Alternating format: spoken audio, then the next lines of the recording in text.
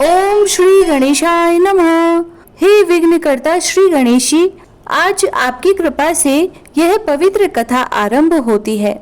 हे भगवान श्री हरि विष्णु, आप समस्त संसार के पालन करता है।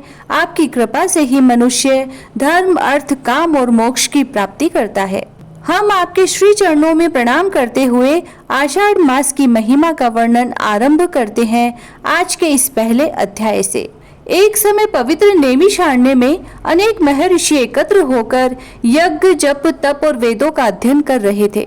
वहां परम ज्ञानी सूत जी महाराज विराजमान थे। सभी ऋषियों ने उनका सम्मान किया और विनम्र भाव से कहा, हे सूत जी, आपने हमें अनेक व्रतों, तीर्थों, पवित्र महीनों का महात्म्य सुनाया है। अब आप कृपा करके बताइए कि आषाढ़ मास इतना पवित्र क्यों माना जाता है। इस मास में कौन कौन से व्रत, दान, स्नान, जप और भगवान की पूजा करनी चाहिए।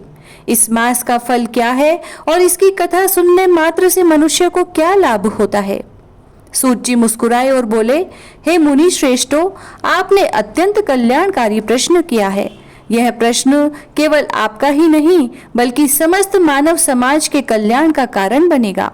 अब मैं आपको वह दिव्य कथा सुनाता हूँ जिसे प्राचीन काल में महर्षियों ने भगवान से सुना था। सूत जी बोले, जब सूर्य देव मिथुन राशि में प्रवेश करते हैं तब आषाढ़ मास का शुभ आरंभ होता है। यह मास भगवान श्री हरि विष्णु को अत्यंत प्रिय माना गया है। इसी समय वर्षा ऋतु का प्रारंभ होता है। पृथ्वी हरियाली से भर जाती है, नदियां जल से परिपूर्ण हो जाती है और प्रकृति नया जीवन धारण करती है। शास्त्रों में कहा गया है कि इस मास में प्रातःकाल स्नान, भगवान विष्णु का पूजन, तुलसी सेवा, गीता एवं विष्णु सहस्त्र नाम का पाठ, गौ सेवा, अन्नदान तथा ब्राह्मणों और जरूरतमंदों की सहायता करने से अनेक जन्मों के पाप क्षीण होते हैं। जो व्यक्ति इस मास में श्रद्धा और भक्ति से भगवान का स्मरण करता है, उसके जीवन में सुख, शांति और समृद्धि का वास होता है। फिर सूत जी आगे कहते हैं, आषाढ़ शुक्ल एकादशी को भगवान श्री हरि विष्णु क्षीर सागर में शेषनाग की शैया पर योग निद्रा में प्रवेश करते हैं। यही पावन दिन देवशयनी एकादशी कहलाता है। इसी दिन से चातुर्मास का शुभारंभ होता है। देवता भगवान के विश्राम काल में धर्म, जप, तप, व्रत और सत्कर्मों का विशेष महत्व बताते हैं। साधु संत एक स्थान पर रहकर साधना करते हैं और गृहस्थ भी अपने जीवन में संयम तथा सात्विकता का पालन करते हैं। सूत जी कहते हैं कि हे ऋषियों, धन, वैभव और ऐश्वर्य क्षण भंगुर है। मनुष्य के साथ अंत समय में केवल उसके सत्कर्म ही जाते हैं। जो व्यक्ति आषाढ़ मास में भगवान का स्मरण करता है, दान देता है, सत्य बोलता है, माता पिता और गुरु की सेवा करता है तथा जीवों पर दया करता है, उस पर भगवान विष्णु की विशेष कृपा होती है। जो इस मास में कथा सुनता है और दूसरों को सुनाता है, उसके घर में मंगल बना रहता है और परिवार में प्रेम, शांति तथा धार्मिक वातावरण का विकास होता है।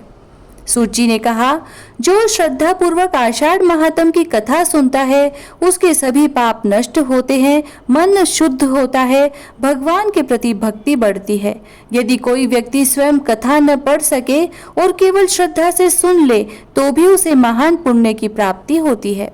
ऐसा मनुष्य जीवन की कठिनाइयों में धैर्य प्राप्त करता है, उसके कार्यों में शुभता आती है और अंत में उसे भगवान के धाम की प्राप्ति का मार्ग प्रशस्त होता है। फिर सूत जी कहते हैं कि हे मुनियों, आज मैंने आपको आषाढ़ मास की प्रारंभिक महिमा सुनाई।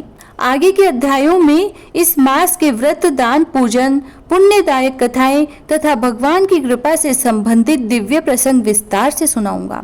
इतना कहकर सूत जी ने भगवान श्री हरि का स्मरण किया। सभी ऋषियों ने श्री हरि विष्णु भगवान की जय का घोष किया और अत्यंत प्रसन्न होकर अगले अध्याय की कथा सुनने के लिए तत्पर हुए।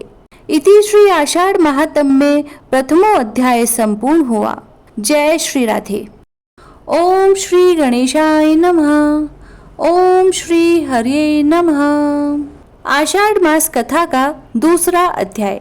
सूत जी बोले, हे शौनकादिक ऋषियों, अब मैं आपको आषाढ़ मास के सबसे पवित्र पर्व देवशयनी एकादशी का महात्म्य सुनाता हूँ। इस कथा को श्रद्धा पूर्वक सुनने से भगवान श्री हरि विष्णु की विशेष कृपा प्राप्त होती है। प्राचीन काल में जब पृथ्वी पर पाप बढ़ने लगे और मनुष्यों का मन धर्म से विमुख होने लगा, तब देवताओं ने भगवान श्री हरि विष्णु की शरण ली और विनम्र होकर प्रार्थना की, हे जगत के पालनहारा, मनुष्य मोह, क्रोध, लोभ और अहंकार में फंस गया है। धर्म क्षीण होता जा रहा है। कृपा करके ऐसा उपाय बताइए जिससे जीवों का कल्याण हो। भगवान श्री हरि मुस्कुराए और बोले, हे देवगण, आषाढ़ शुक्ल एकादशी से मैं क्षीर सागर में योग निद्रा धारण करूंगा। इस काल को चातुर्मास कहा जाएगा। जो मनुष्य इन 4 महीनों में संयम, भक्ति, जप, दान और सेवा करेगा, उसे मेरे विशेष अनुग्रह की प्राप्ति होगी। भगवान के ऐसा कहते ही देवताओं ने उनकी स्तुति की और पुष्प वर्षा की। सूत जी आगे कहते हैं, देवशयनी एकादशी के दिन प्रातः काल ब्रह्म मुहूर्त में उठकर स्नान करना चाहिए। घर और मंदिर को स्वच्छ करके भगवान विष्णु का पीले पुष्प, तुलसी दल, धूप, दीप और नैवेद्य से पूजन करना चाहिए। श्रद्धा पूर्वक ओम नमो भगवते वासुदेवाय मंत्र का जप करना चाहिए। जो भक्त इस दिन उपवास रखकर रात्रि में भगवान का भजन कीर्तन करता है, उसके अनेक जन्मों के पाप नष्ट हो जाते हैं। उसके जीवन में सुख, शांति और धर्म की वृद्धि होती है।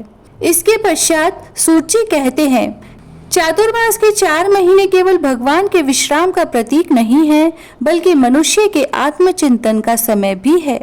इस अवधि में क्रोध का त्याग, असत्य का त्याग, निंदा का त्याग और सात्विक जीवन का पालन करना चाहिए।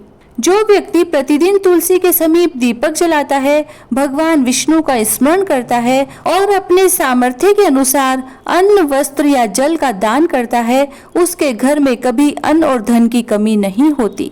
एक बार एक निर्धन ब्राह्मण था। उसके पास धन नहीं था, परंतु भगवान के प्रति अटूट श्रद्धा थी। देवशयनी एकादशी के दिन उसने केवल जल पीकर व्रत रखा और तुलसी के पौधे के सामने बैठकर भगवान का नाम जपता रहा। उसने मन ही मन प्रार्थना की, हे प्रभु, मेरे पास आपको अर्पित करने के लिए धन नहीं है, मैं केवल अपनी भक्ति अर्पित करता हूँ। भगवान श्री हरि उसकी निष्कपट भक्ति से अत्यंत प्रसन्न हुए और धीरे धीरे उसके जीवन की कठिनाइयां दूर होने लगी। उसे सम्मान मिला, परिवार में सुख आया और उसका मन सदैव भगवान की भक्ति में लगा रहने लगा। सूत जी कहते हैं, इसीलिए हे मुनियों, भगवान को धन नहीं, भक्ति और सच्चा भाव प्रिय है। जो व्यक्ति आषाढ़ मास में श्रद्धा से भगवान का स्मरण करता है, उसके जीवन में शुभ फल अवश्य प्राप्त होते हैं। जो आषाढ़ मास की इस कथा को सुनता सुनाता या श्रद्धा से पढ़ता है, उसके घर में मंगल रहता है और भगवान श्री हरि की कृपा बनी रहती है। अंत में सभी ऋषियों ने भगवान विष्णु का स्मरण किया और कहा, जय श्री हरि, जय श्री नारायण, जय लक्ष्मीपति विष्णु भगवान। इति श्री आषाढ़ महात्म्ये द्वितीय अध्याय संपूर्ण। जय श्री राधे।